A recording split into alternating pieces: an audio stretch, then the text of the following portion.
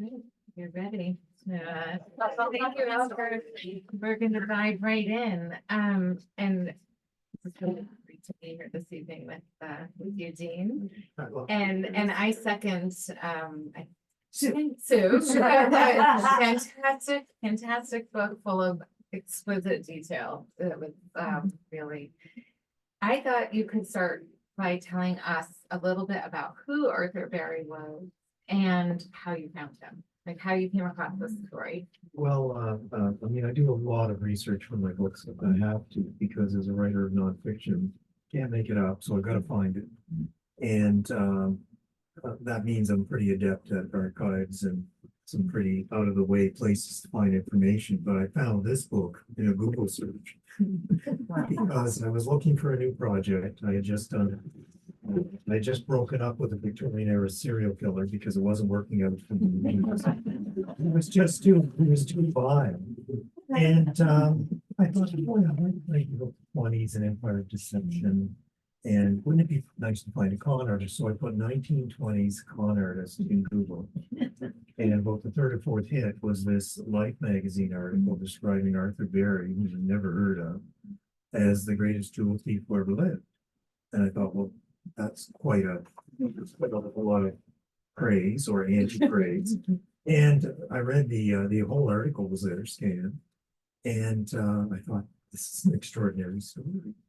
And satisfied myself there was enough, because you need sort of a couple of things. One is you need his words, and he was quoted in this article. I quickly found there were a lot of other articles. I found that he collaborated in a biography in 1961, but I could also see that it wasn't the whole story. So okay, I had what I needed: lots of first person material and lots of untold story. And the other thing was, would he reflect the era? And he did brilliant. So Arthur Berry sets out in the early 20s to not just become a burglar, but master burglar. And he'd been in trouble with the law as a kid, had gone to reformatory, but had turned himself around in the war. He'd been a medic, a hero, was even recommended for a medal for bravery, helping wounded soldiers on the battlefield, being wounded himself. But when he got out of the service after the war, all the jobs were gone, and he reverted to doing what he did best, which was sneaking into houses, and became extremely successful at it. So in the course of 7 years in the 20s, he stole the equivalent of about $60 million worth of jewelry today. He'd only get about 10% of that from the pence. That's still $6 million. And you know, not bad, not shabby. I'll grant you, it's actually better than writing. Less work. But he stole from one of the Rockefellers, Percy Rockefeller, the nephew of John D. He stole from Lady Mountbatten. He palled around with the Prince of Wales one famous night in 1924 when he was visiting Long Island. The Prince, I mean. And he also stole from Jessie Woolworth Donahue, who was the heiress to the Woolworth Five and Dime fortune, and one of the most wealthy women in the United States at the time. So he had this charmed career, and one of the reasons he stole so much was because he liked to gamble, he liked to roll the dice, he played craps and cards, and when he ran out of money because he lost, he just engineer more heists. So that was intriguing for me because that was, and he candidly said, it was like life in the fast lane. It was the way everyone was living. Everyone had survived the war, survived that pandemic after the war, lived for today. So he just was caught up in that roaring 20s ethos. So it was just a wonderful blend of character, but also who so well reflected the times and just pulled off so many incredible heists. I think his ability to do that, at least when I was reading it, well, there's a bunch of different character traits he had, but one that you quote him in an interview early on in the book, and I'll just get the quote for a minute. One household rule stuck with him: never tell a lie. I think this was Barry as he was growing up. And he tells the interview, we knew we'd be punished far more for lying than for telling the truth, no matter what the truth was. And then he claims that he never lied to his parents. And then you wrote, this of course was a lie. So, yeah, so this is like early in the book. So I'm thinking to myself, the main, not character, he's real, but he is an unreliable narrator. And how you, as a meticulous researcher and journalist, so the challenges, can you talk a little bit about the challenges you faced in teasing out fact from fiction from his own words and from the stories that he would tell, and how you were sort of able to maybe fact check him, just what that was like. Well, it became clear as I was doing my research, he didn't tell the whole story. Yeah. I mean, he spent 5 months in a jail in Bridgetown, Connecticut, and there's nothing about that in any of his interviews. And when a reporter confronted him with his juvenile record, which was what they call a humdinger in legal terms, he just said, "Oh, must be another Arthur Bear." Well, so I go back and I find the Worcester newspapers. He was born in and grew up in Worcester, Massachusetts. You know about this, Sue, I know. I'm enjoying it again. But sure enough, I mean, he was sometimes front page news. I was even declared a stubborn child under Massachusetts law, which is like sort of an uber juvenile delinquent, basically put in custody. If you don't obey your parents, you go to reformatory, which he did. Anyway, so there were some earlier interviews too, where like this reporter, Grace Robinson, the Crackerjack, New York crime reporter, challenged him on stuff. So that helped me try to keep him honest, because you're right, he's an unreliable narrator. Well, I think we all are very honest. You know, in my program I teach in, I teach the program that MFA in creative nonfiction. A lot of people are doing memoirs, and of course they have to test their memories against what other family members or friends or other acquaintances would have known at the time. So kind of do a version of that. So what stacks up? Ultimately, Barry says it, and you know, I'm telling the story, so it's part of the trail, it's part of the evidence, it's part of the story. But I did try to second guess, because as I pointed out at the beginning, I mean, some of it's so outlandish. I thought I had to remind people this is all true. And I've got the end notes to prove it, because I don't think he'd believe it. But the night he says he took the Prince of Wales on an impromptu tour of Jazz Age New York and speakeasies.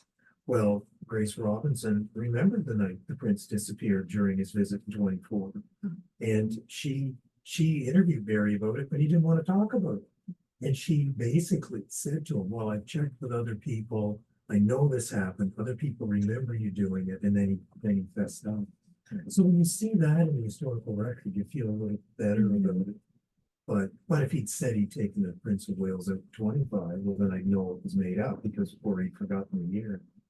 So it was a constant revelations too. At times I could see why he fudged his past. A lot of interviewers could not get him to admit to some of his major crimes, because he was still worried to be charged. So he was very careful, and ultimately was facing some pretty severe consequences if he was prosecuted for every crime he did.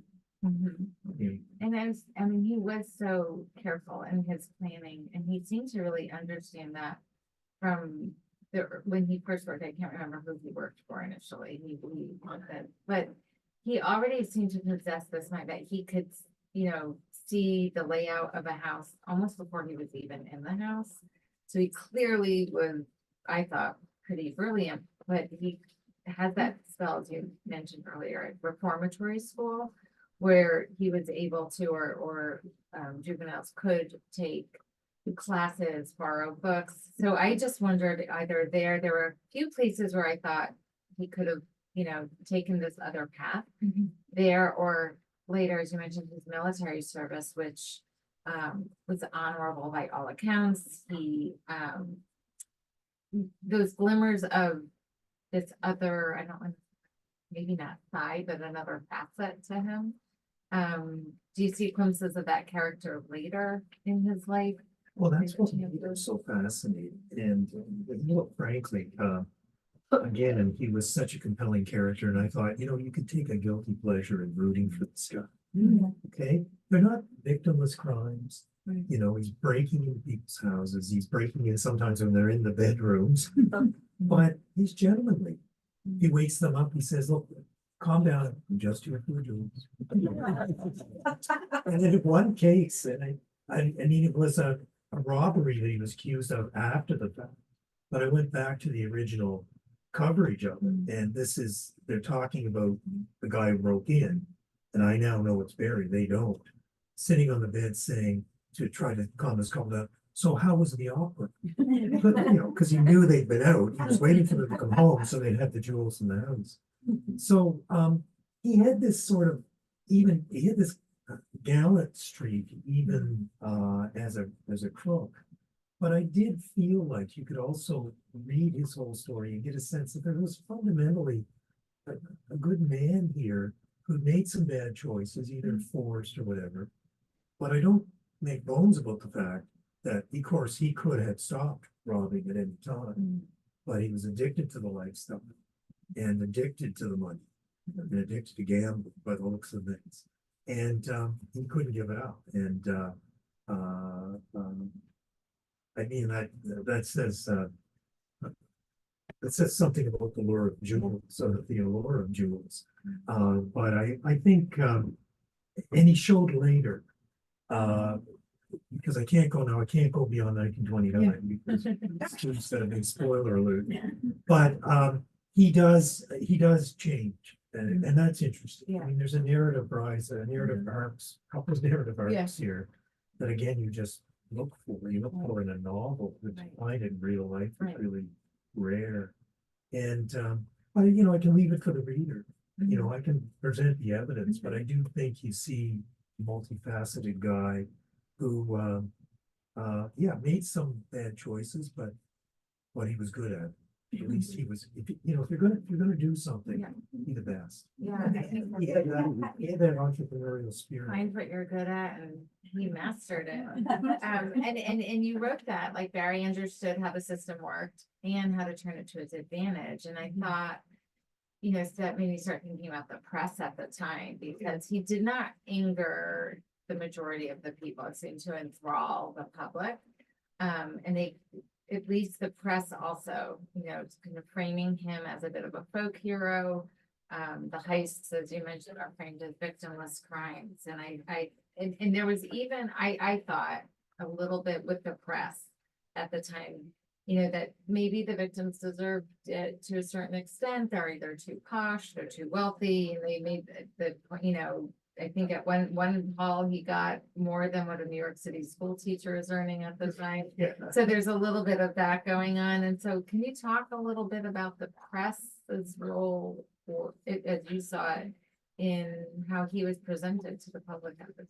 Well, one thing about, I write true crime. I've been writing it before it was on the wave it's on now. And as well, Cathryn, if you do any research, I mean, true crime has always been a thing. And in the 1920s, it was a huge thing because it was a lot of crime, because it was such tremendous wealth and inequality that, a lot of people didn't mind seeing really wealthy people taken down. And the New York Daily News was sort of transforming crime reporting, because it was founded in 1919. It was the first Fleet Street British style tabloid, and it was lead with crime, lead with scandal. This was the actual editorial direction we were talking about before, from on high to Daily News reporters like Grace Robinson. So Barry's a huge story once he's discovered, once he's finally arrested. And so there's a serialized my life story, with a big signature of Arthur Berry, just to sort of certify that this is as told to our reporter, but this is Barry's exclusive story. So crime news was huge. And that meant, yeah, you would build somebody like him up.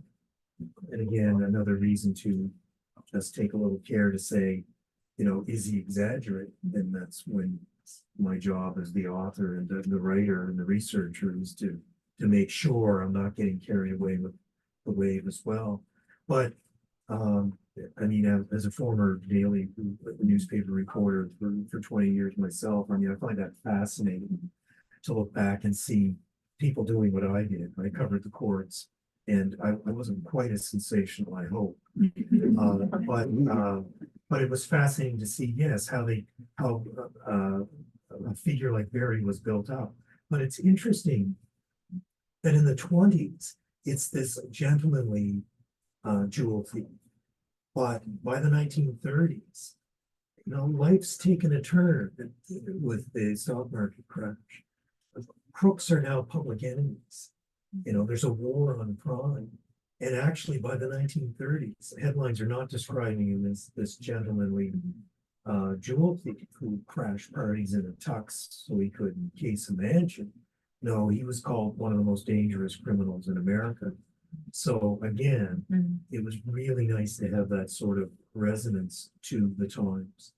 And yeah, so the same guy, same crimes, is now reviled. Yeah, yeah. And it seems to have impacted in some way because of the early crime reporting, what we see. And we see glimmers of it or little echoes of it today. In the research that you did, I find there's always something that surprised you. Maybe you go in with an idea of the story that you're going to tell or want to tell, and then some things pop up that just knock your socks off. So what I was surprised that you would talk to us a little bit about his love story, which I wasn't expecting. Well, no, I thought this was a true crime story, but it's a love story, and that's not sort of a little piece of it. Barry in 1925 meets and marries a woman named Anna Blake, who is very much the independent woman in the 1920s. She's recently widowed, but she had her own career in politics.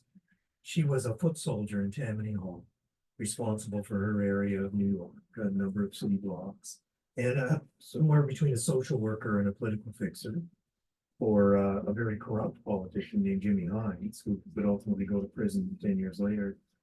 But Barry meets her and she falls head over heels for him. And they marry in 1925, and she thinks he's a salesman, a very successful salesman. And she knows he gambles, and she thinks he makes his money as a gambler, and even though it was probably the reverse, that's how he lost his money. But she said she didn't care. It was his business. She was in love with him, and that was it. But in 1927, when he's arrested, she's with him when he's arrested, and she's wearing a ring that Barry stole. Big mistake. But he does the gentlemanly thing.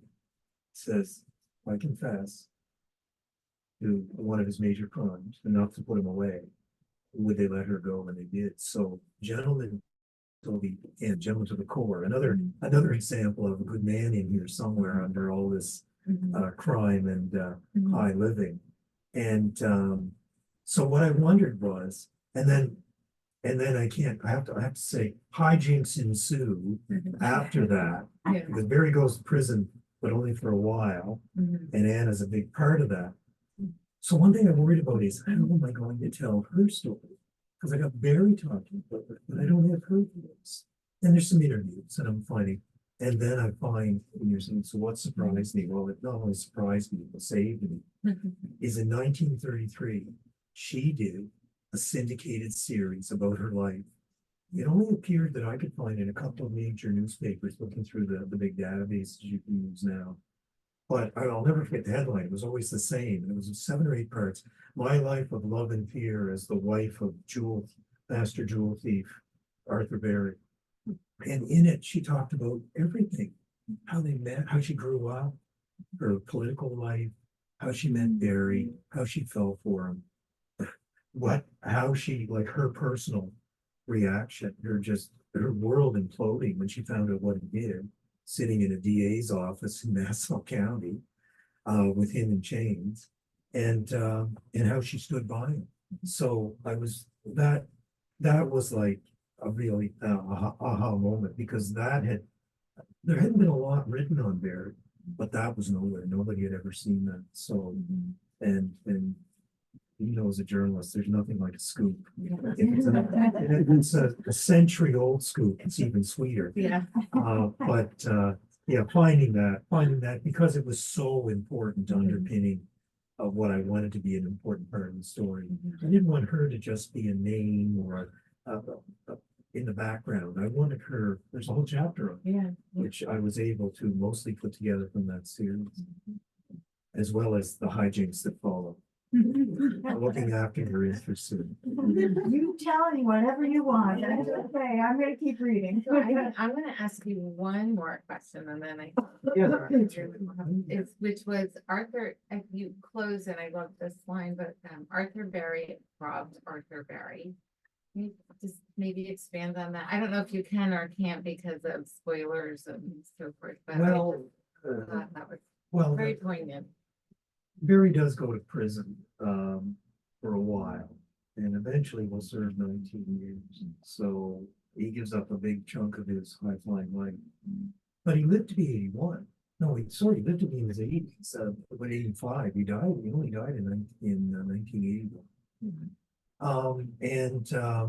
I think it was the Life magazine interview where, and I knew this had to be the last lines of the book, because Barry was sort of summing up his life. And he said to the interviewer, he said, look, you know, don't just say Arthur Berry robbed Percy Rockefeller, or Arthur Berry robbed the cousin of the King of England, and that's Lady Mountbatten.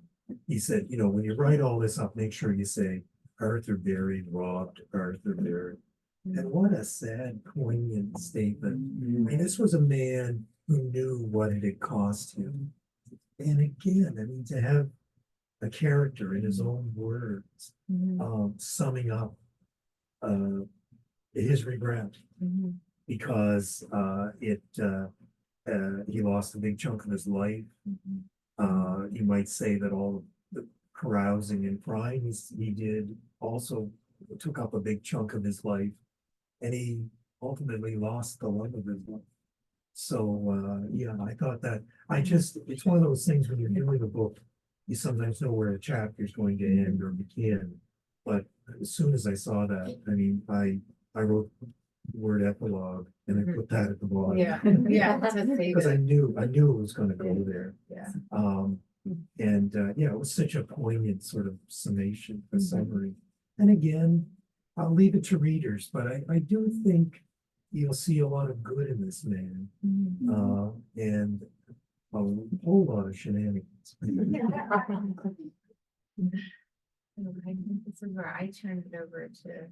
What do you? Yes, you forgot. If once he stole the jewels, how would he sell them, you know, undercover so that they don't know who, you know, there must have been reporting to insurance companies. How would he transact that? There were two ways. One simply was fences. And Barry once claimed there were so many that you could fence anything in New York in those days. He said you could fence the Statue of Liberty. Okay, might have been exaggeration, but I don't know. I think it's still there. But so one of his first crimes, he just went down to the Bowery, which was then New York's sort of underground diamond economy. And there was I found stories about how, you know, like proverbial people selling things out of their jackets or on the side of the street.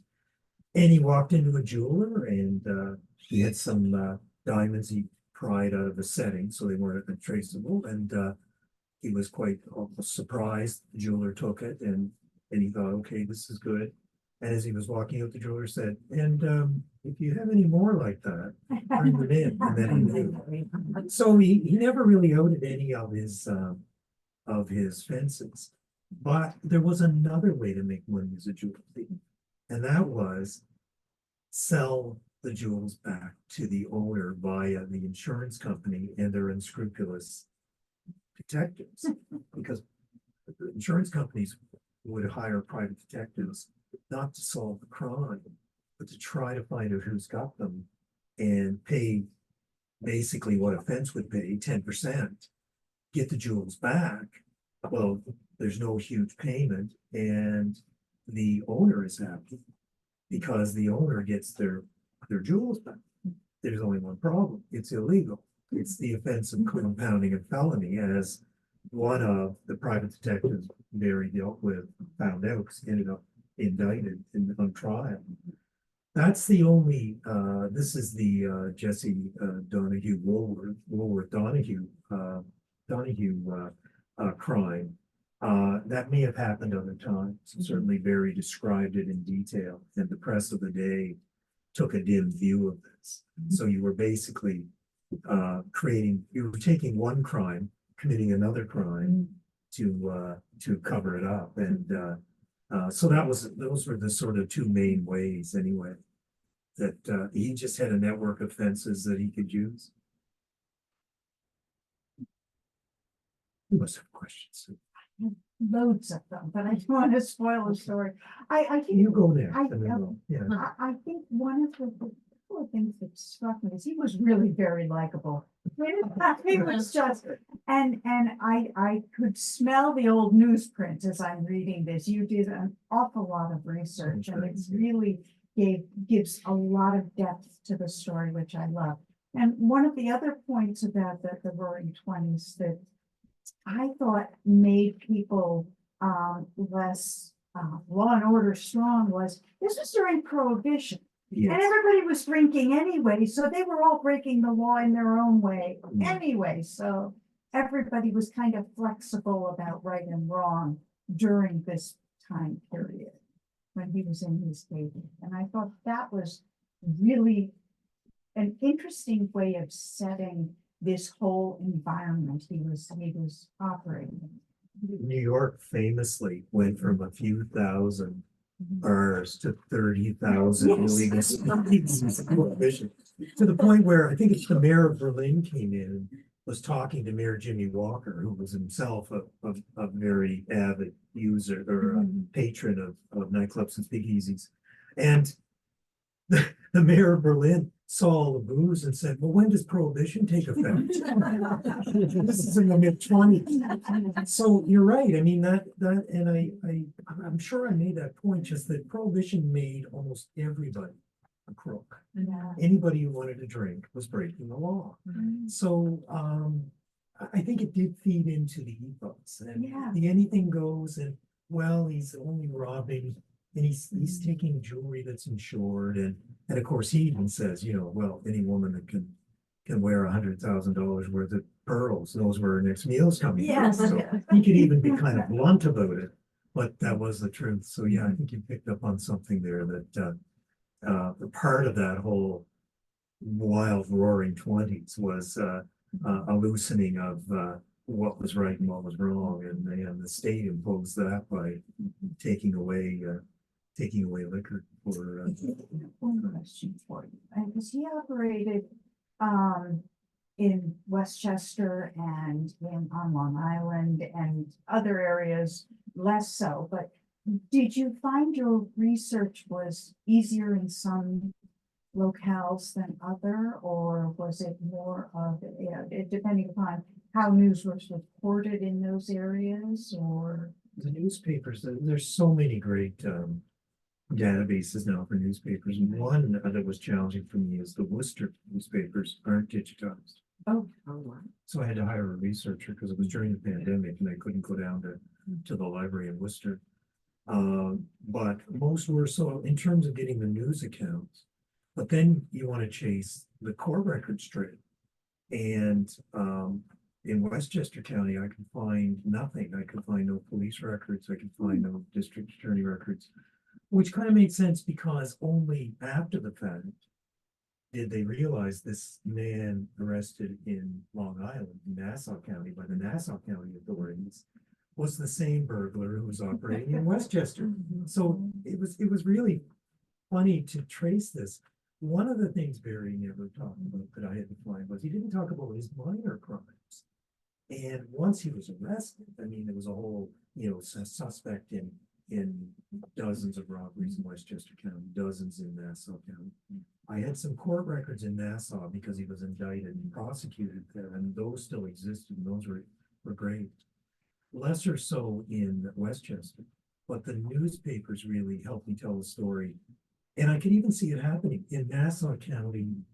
I mean, first of all, like, you can't have a cops and robber story without cops, and I've got some great private detectives and Nassau County's chief detective, who becomes the nemesis, the catch me if you can angle of the whole thing. But whenever the heat got too hot in Nassau County, he'd simply disappear. So in Nassau County, he was known as the ladder thief. What was it the other way around? In one place, I can't believe I've got this backwards, but in one place, he was the dinner thief, because he would go into the bedrooms while people were at dinner. But then he realized that wasn't as lucrative, and because people often had the jewelry on, or they had the jewelry and went out. So that's when he started breaking in when people were home.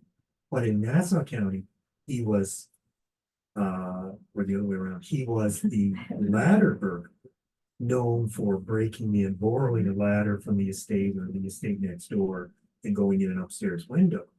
And even when he was arrested, I could see in the press, they're thinking, police suspect he may be the same one. So it was really Keystone Cops to go back and then see it in a time that in the spring of 1924, Westchester County has a spate of burglaries that stop. And then when they stop, Nassau County starts up again. So this is one of the tactics when the heat was on, because they were actually sending police out in cars armed with machine guns, specifically looking for this burglar. And he didn't want to be necessarily running into them, so he just disappeared. And then when the time was right, he'd come back. Yeah. So it was brilliant, and the chronology all worked. Someone else. Then Sue and I will chat again. I have another question. Is that okay? I was just thinking based on this. As the news did people change their security systems at all? I mean, did people start to, I know that women sometimes wore face jewelry, never wore the real, out in public, but did anything change as the headlines, or was it too quick for that? Well, two things. One is Barry found over time, partly his success, and he wasn't the only jewelry thief operating in the area, but he did find over time, well, one of the police officers of the detective in Nassau County, the press said, well, what would you suggest, or what should homeowners do to protect themselves? They get a gun and basically don't ask questions if somebody is on your property. I mean, it was real Wild West kind of response. So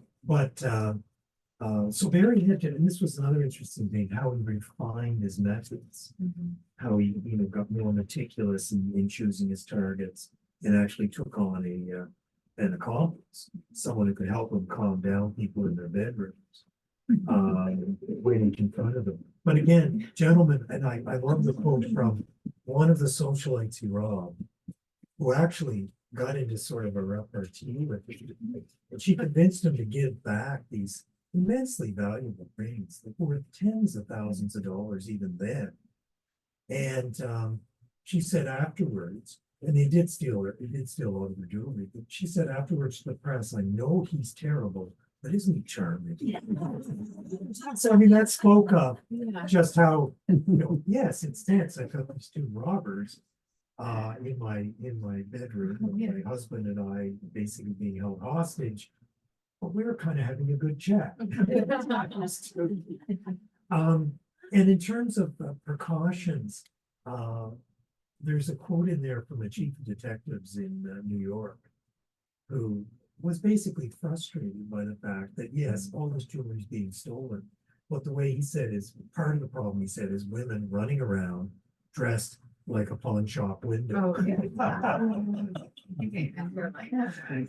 So not enough pace. Yeah. And it's funny you mentioned the pace, because Barry actually read the jeweler's the industry newspaper of the jewelry trade in New York, so he could spot fakes, reals from fake, and he would know the approximate value. He'd know what to steal. And So he had to train himself. And that's to make sure, yeah, because in the press, police and reporters would say, whoever this dinner thief is, whoever the letter thief is, he's real good because he leaves all of the junk, Yeah. all the costume jewelry, and takes only the good stuff. That's because he was doing his homework. So you gotta love this guy. You gotta love you gotta love his industry, I think, anyways. It's really smart though, I mean, because he knew the social register, so, and he read the social pages to see the photos and who had the diamonds and who had the, what pearls and then he'd break into the houses just to figure everything out. Sometimes to look at the layout. right? Yeah, Come to back look at the later. layout before he did the heist. Yeah. It was- Susan, do you want to tell them where not to put your jewels? Yeah. He said where you should put it is in the kitchen. Exactly. Because it was this. But don't leave them on your dresser top. And he always said, what, 9 out of 10 times, if they weren't on the dresser top, they were in the top right-hand drawer. Right. Does anybody need to go home and check their drawers? Always through the freezer. The freezer. Yeah, there you go. Ice on ice, I like that, I like the very would like that, but he did say that, yeah, the one place Yeah. a jewel thief wouldn't look is in the kitchen. And now though, because of the book. Yes, Find a new place. I hope everyone locks the windows and floors because that would be called irony, I think. And you said about the social register, here's a working class Irish kid from Worcester passing himself off as some trust fund kid or whatever, and wearing his tux in the parties, charming the Prince of Wales, who thinks he's Dr. Gibson, doctor of something. And yeah, it's amazing he pulled it off. And again, we just had to admire the brazenness, the chutzpah of this guy that he could do this. And you know, yeah, my regret about there's times I regret doing historical true crime because I'd like to meet this guy. I'd like to have a chat with him. And he'd probably ask me what he did. Test me. Yeah, I have a question, but you mentioned that his wife did a series in the press in the 30s. Yeah. To what extent were you able to verify what she said? Because those are often highly suspect. I know, and all I can do is check what I can check. She said they were married in Baltimore in December, and Barry used his real name. Well, they actually had a photograph of the marriage certificate. I mean, and this is something Barry's relatives didn't even know he was married. This was such sort of a secret he kept even from his family in later years. She had a lot of material like that. She said we hid out in this farmhouse in rural New Jersey. They actually went and photographed her in the farmhouse. So I mean, there were ways of verifying it. Some of it jived with what little bit Barry did talk about their life. Let's say he was between prison homes at one point because he made an unauthorized exit. Yeah, he broke out at one point to be with her, and they lived as fugitives for 3 years, and that's what I had to fill in.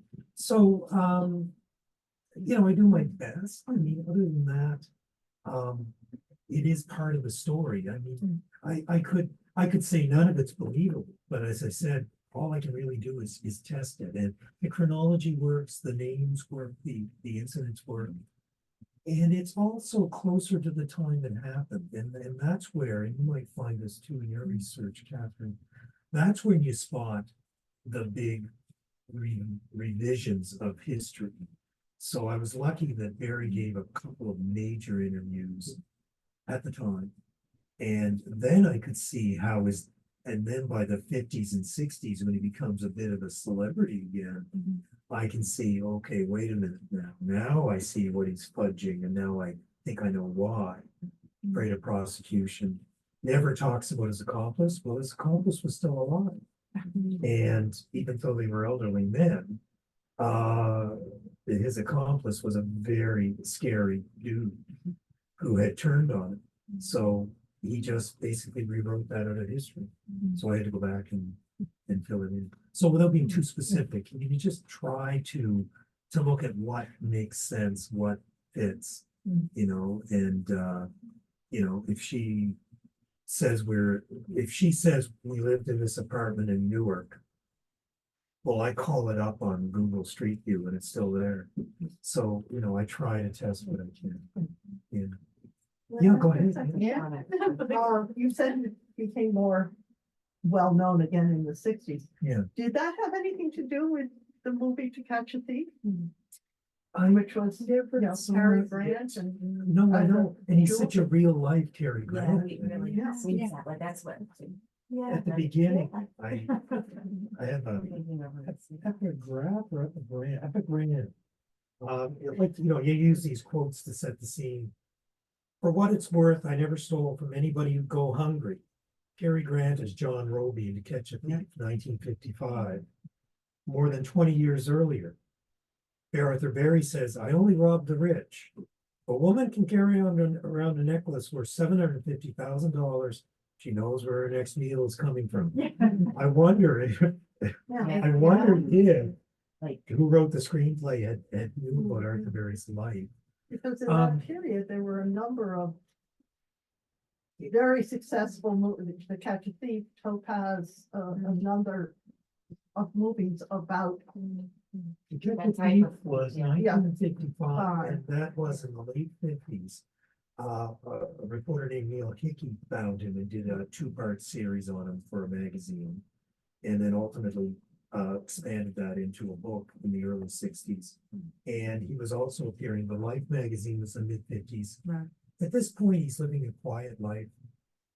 He's been paroled, he's living a quiet life. He says he's given up crime. And he's so trusted, actually, he gets a job carrying the night deposit for his to the bank. And they even showed him with the briefcase going, and they had this picture, which is him when he was arrested, parading outside, you know, strutting outside the courthouse like without a care in the world, shackled to a detective, versus what he looked like in the 50s as an older man, full head of white hair, full head. I really regretted that, hearing that. I didn't like that part of it. So this did create sort of a renaissance. So in the 60s, I mean, one reviewer said, you know, this is almost like Forrest Gump. I mean, he knows the Prince of Wales. He knows Harry Houdini. You know, he knows this litany of jazz age luminaries of good and bad. And in the 1960s, he's interviewed by Mike Wallace on television, and he appears on the Tonight Show with Rosemary Clooney. And he's another guest. So please tell George that his aunt knows Arthur Berry, and then maybe we'll get something going. But yeah, so he's almost like a Zelig, the theater character popping up. But he did have this sort of last brush with fame in the late 50s, early 60s. We'll take one more question. What was your biggest surprise to your research? Sorry, putting you on the spot. No, it's just that, see, the research, I'll frame it in the general craft thing about, you know, the research is fun. It's the detective story, the treasure hunt, and the writing work. I mean, it can be good, it can be fast, it can be fun-ish, but it's the grind. And it's hard to get out of it. So the research is just a constant discovery of little quotes and things. But and that's some of the surprise of the treasures I find. You know, the Prince of Wales saying to him, you know, is that little lark still on? This is the lark of going into Manhattan undercover and having a blast. There's one quote, I only use this because my wife Carrie's here, and her mother was just a font of these 1940s film noir sayings, which were just things she remembered from the time. And she always used to say, oh, well, give it the air, you know, get rid of it. And when Barry said, I knew how to give money the air, I said, that's going in the book. That's going on. And I think people get what it's, but that was a saying at the time, a slang saying.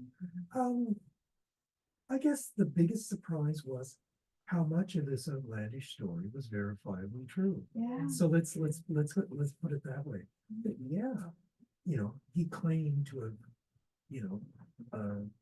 toured Manhattan one famous night with Prince of Wales. Well, nightclub owners remembered it. Anna Blake talked about discovering after the fact that she'd go into certain bars with Barry and they'd be saying, how's the prince tonight? And she was like, what's this all about? And he fessed up to it. It all just had a ring of truth to it, but also that the reporter for the Daily News verified, yes, the prince was gone one night, and I asked around and basically made Barry fess up to it. So that again gives it's stronger than someone bragging about it. So yeah, I think that would be it. Just how much of it was and how much rich detail there was of his life with Anna, and just the challenges he faced, and how I was able to boy, there's a multi-part answer to a simple question. But one thing I wanted to highlight was how you fill the gaps as a nonfiction writer. And one was Barry's time in the war. And he didn't talk about it much. But I talked to a young cousin who said, oh yeah, Barry talked about being in the war. I said, oh my God, this is right. Well, what did he tell you? Oh, he just said it was hell and chaos. I said, oh, okay, but did he elaborate? No, he just said it was hell and chaos. So I got the regimental history that was day by day almost of where his regiment was, how they occupied Germany, filled in with newspaper accounts, including letters home. So I quote all of these, like Kansas and Missouri soldiers who served in the same unit, what they were doing, and filled it in that way too. So my ability to fill some of those gaps was a pleasant surprise too, and keep Barry in the forefront, but really tell what he went through. At times I didn't know exactly what he went through. What was also interesting, when he was in the war, he was a medic. He wasn't shooting at people. That's right. So he didn't shoot at people. Really? I'm giving you the way, I'm sorry. No, But he was a medic. He was helping people. Yeah, yeah. And that's interesting where he got that idea. Maybe that's why he calls himself Dr. Gibson. He had some rudimentary medical training. But it does get to, I hadn't thought of it that way. Like he carried a gun sometimes. He always said it was to basically subdue people. And other crooks who were considered gentlemen might brandish a gun, but they'd say, I was never going to use it. And some of them didn't even load it. Like they had no intention of hurting anybody. And that is another thing where, he never injured any of the people he robbed, not physically anyway. I'm not saying he wouldn't emotionally cause strain. But yeah, you've got that war record as well. He talks about actually, it doesn't sound like he had sort of any predisposed desire to be a medic. No. They just put him in the medical corps and he got good at it. Because the medics, as I point out, the soldiers went over the top with rifles. He might have a sidearm and a knife. But he went over just with a helmet and a uniform, and he looked like everybody else, except for a Red Cross armband.